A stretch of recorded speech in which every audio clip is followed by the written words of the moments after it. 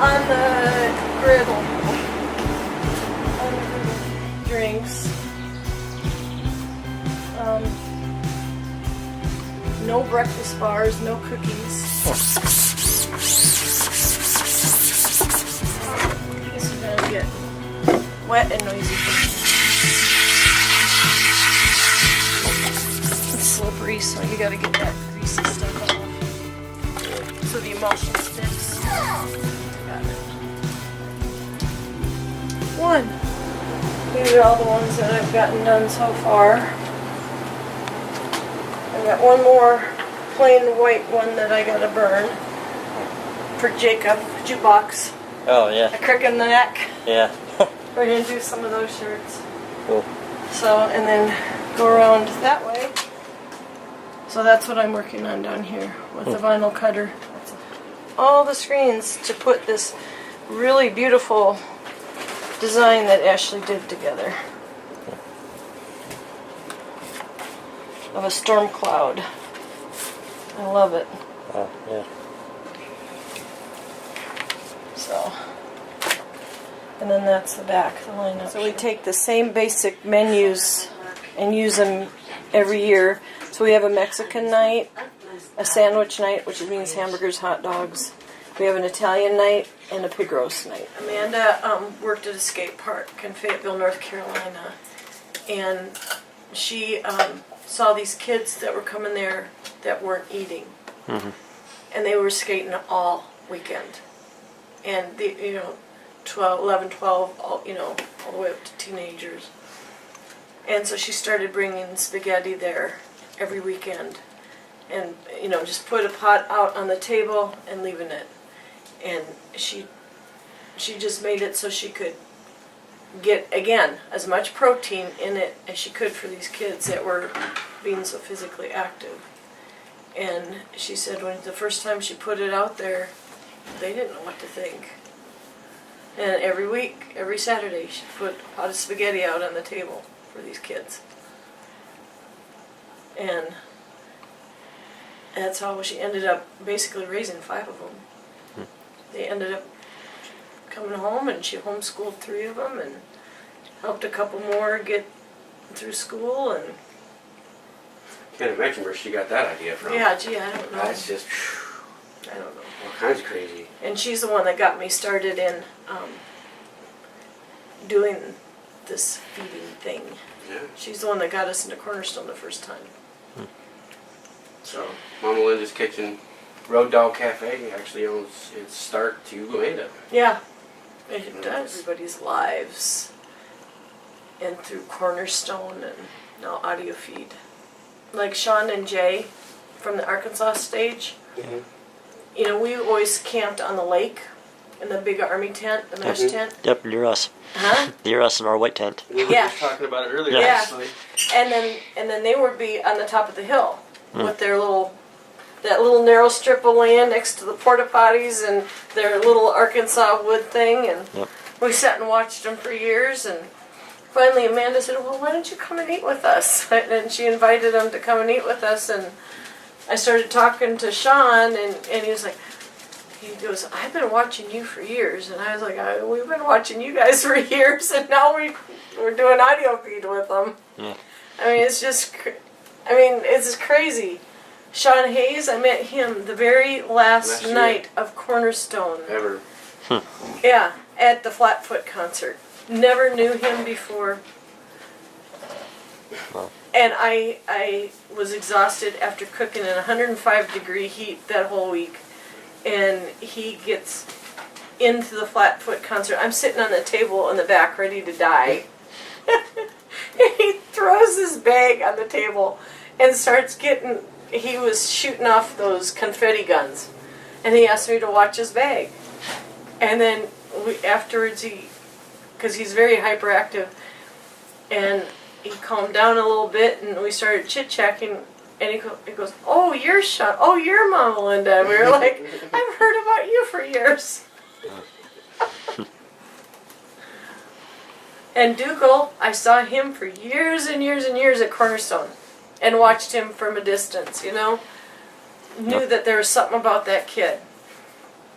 And now he's a big part of my life.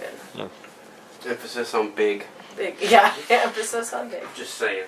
But we did not meet until the last year of Cornerstone, too. I'll never forget how I met Sean. Sean Hayes Yeah. He tried to kill us all. told his testimony. I'm going to tell you right now, if you ever, look, Sean Hayes ever starts to tell his testimony, run. Because every time Sean, okay, so we were having a testimonial circle, and we were all out by Asylum, first night of audio. It wasn't even first night, it was Tuesday night. We were out there. No, it was Monday. And we'd gone out there to set out our tents early. And we were outside of the Asylum tent, and we were going around in a circle, and everybody had gone. Sean was the last one, and we've been doing this for probably 2 hours now. Sean starts to tell his testimony, and all of a sudden this storm blows in that knocked down parts of the big tents, flooded out Asylum.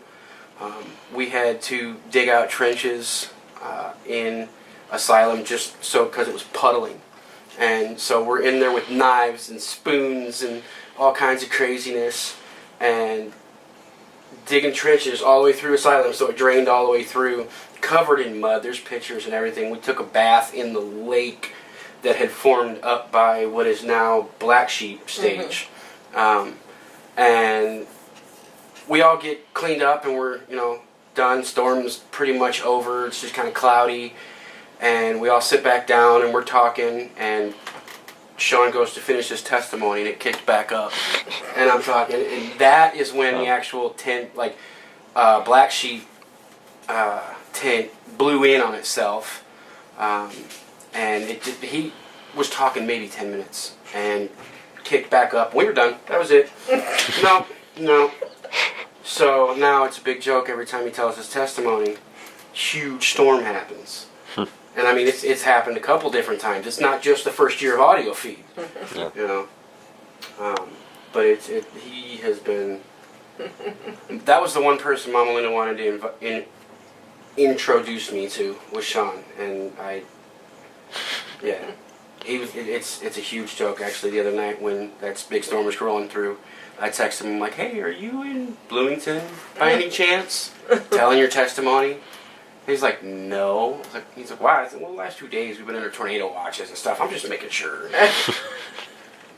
That's why I bring a shovel every year to audio feed now. You'll see it. It'll be, it's about a 3-foot long spade shovel, but I bring a shovel every year now because if he happens to use his, or tell his testimony, then I got a shovel to dig the trench. I cut my hand that year. It was awesome. I'm getting tired. It's nice to show. I'm getting tired. And I've got probably about 10 more hours left. Oh yeah, it's gonna be that Monday breakdown breakfast, and Mom and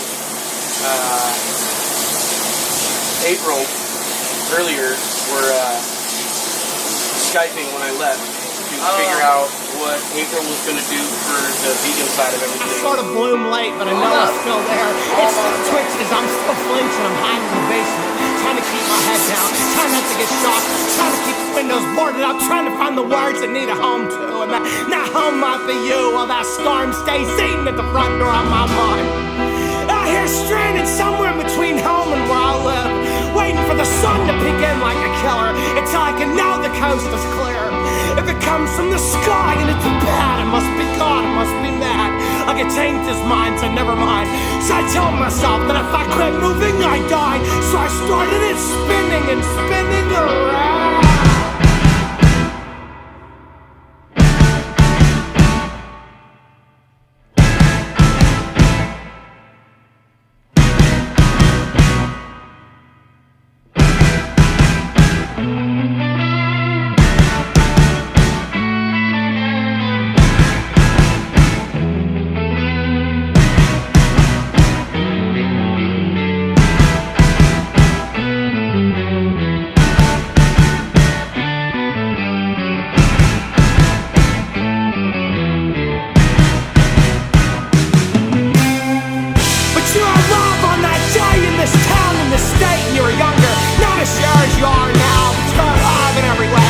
Couldn't say that we are refined against. I put a mark on my heart for myself